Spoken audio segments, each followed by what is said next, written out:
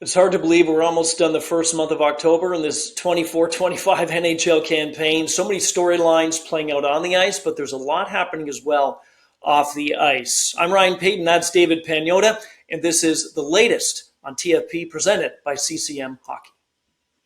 All right, Dave, let's dive right into this thing. So much focus in New York on the contract and the length for Igor Shesterkin, but they have some other big free agents right now that they have to be talking to. One being Alexis Lafreniere, the other being K'Andre Miller.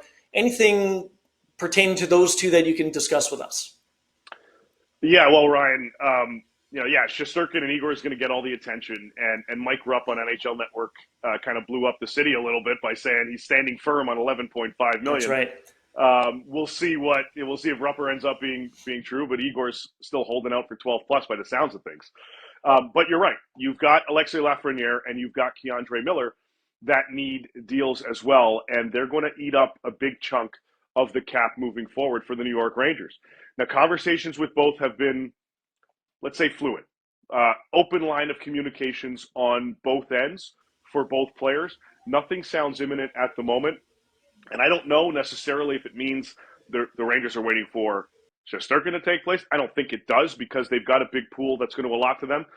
But they're going to carry things out. There doesn't seem to be much panic or a rush to get this done. But both players, Lafreniere and Miller, on the radars for the New York Rangers.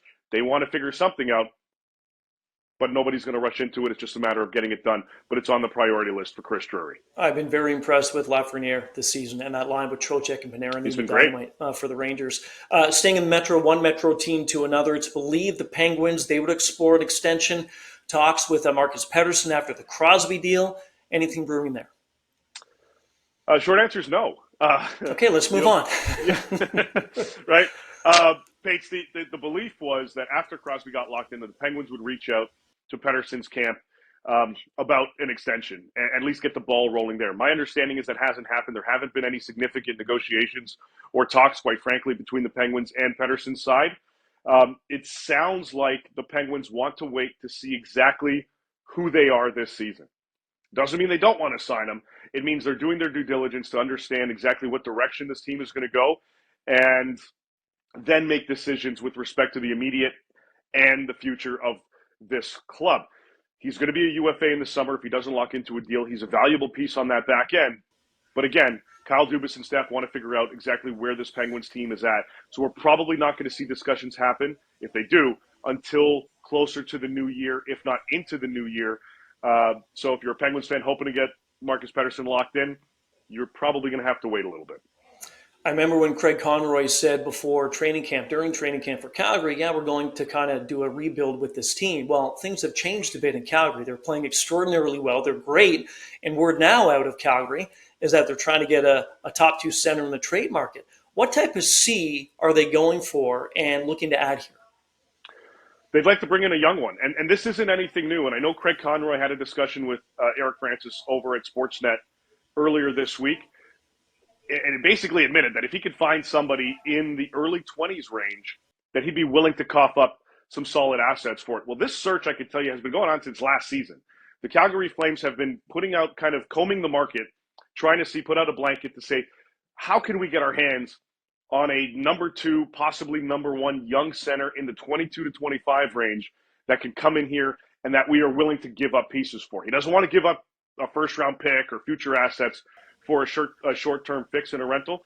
The Calgary Flames would love to add a piece that's going to be part of the long-term solution. It's not going to deviate from where their plan is. They're retooling. It's not a full rebuild. They're retooling, and what's happened this season, to start anyway, is great, but they want to see how things are going to progress before making impact-type moves. But one thing they would love to do, one way or another, add a young center to that roster. It's going to continue to be on their radar. It's going to be tough during the season. That might be something we see ultimately happen in the summer.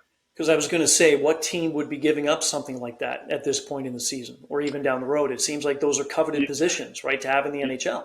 Yeah, and I think one guy that I think a number of teams will continue to target, Trevor Zegras in Anaheim. Right. But nothing is imminent there. I don't want to suggest that that's the case. Teams also want to figure out, is he a center or is he a winger? So after a rough season last year with injuries and his contract thing, let's see him get onto a full 82-game season. Can he excel? If he does, maybe a change of scenery won't be the worst thing for him, and it would certainly maximize a return for the Ducks. Sure would.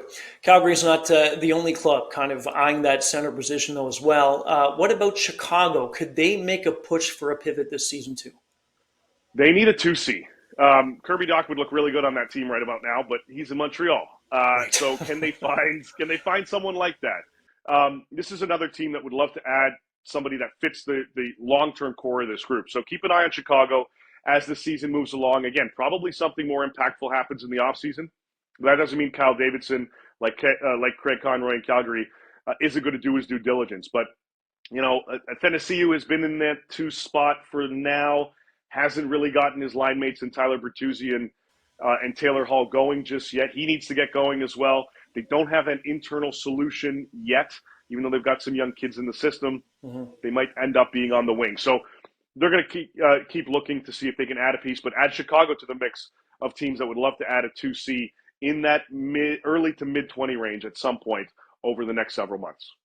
Finally, the Maple Leafs, they had talks with Matthew Knies and Jake McCabe on extensions to get them done before the end of this season to come, or hopefully before the start of next season. 2 different situations, though. Knies can become an RFA. McCabe can become a UFA. Any update on those 2? Yeah, going back to Pittsburgh and Pettersson? No. Nothing impactful anyway in terms of anything on the horizon. Nick Alberga actually was the first to report yesterday that nothing is really rolling yet with Knies and the Toronto Maple Leafs. I can tell you, same situation with Jake McCabe in Toronto. They had some talks in camp that carried it. They started in July. Nothing yet. Nothing has materialized. Nothing has gained any traction to this point with respect to Jake McCabe on an extension in Toronto. Now, look, everything can change with one phone call, but that would have to be one hell of a phone call right now to get the ball rolling on a deal. They're open to it. McCabe and his camp, my understanding is they're totally open to it. If Brad Treliving and the staff want to give them a call and say, hey, let's try to get this done, they're willing to have those conversations right now. But we're pretty much at the same point. Same with Knies, kind of at the same point as they were in the summer to now. This is probably something that gets prolonged. For Knies, I wouldn't be shocked if something happens in the offseason. For McCabe, let's see how he continues to perform because he's had a hell of a good start. Yeah, he has. Toronto has as well. Whatever contract Matthew gets, it's going to be nice. A nice one for sure. Oh, there you go. Yeah, there we go. All right. I was waiting for it. I know. Well, I waited till the end because you would have thrown me off if I did it right off the top. That's Dave Pagnotta. I'm Ryan Paton. This is the latest again on TFP presented by CCM Hockey.